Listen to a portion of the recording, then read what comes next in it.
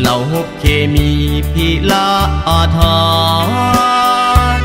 เมื่อศาสตร์ต้องการสายศาสตร์ทหารเคมีหน้าอยู่ในเครื่องแบบอยู่ภายใต้ผู้บังคับบัญชายอมเสียสละแม้แต่สีวาเพื่อพวงสุนลาวทหารเคมีเฮ็ดหน้าที่บ่เคยหวั่นไหวยุ่งยากเพียงใดก็สำเร็จหน้าที่ของเฮาแก้ไขเคมีธาตุรังสีทั่วดินแดนดาวให้หมดสิ้นจากแผ่นดินลาวเพื่อพวงชนลาวอยู่เย็นสุขีเหล่าฮบเคมียิ่งใหญ่เข้มแข็งแห่งกาย้อนการนำพาที่ปีศาจสลาดสองใสตามยุทธศาสตร์กองทัพประชาชนลาวยุคใหม่เข้มแข็งทันสมัยพร้อมกันก้าวไปสู่ความท้าวรคุณงามความดี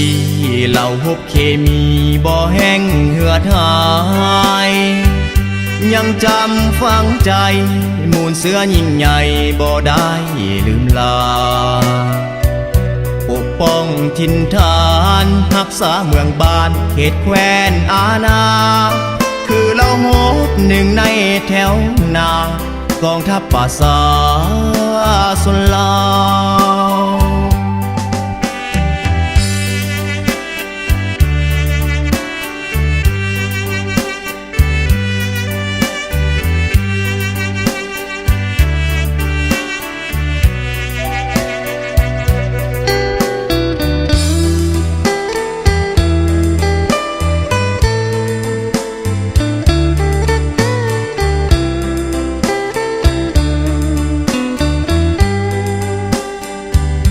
เหล่าฮบเคมียิ่งใหญ่เข้มแข็งแห่งกาย้อนการนำพาที่ปีศาจสลาดสองใสตามยุทธศาสตร์กองทัพประชาชนลาวยุคใหม่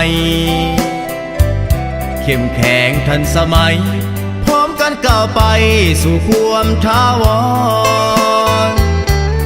งามความดีเหล่าฮบเคมีบ่แห้งเหือดหาย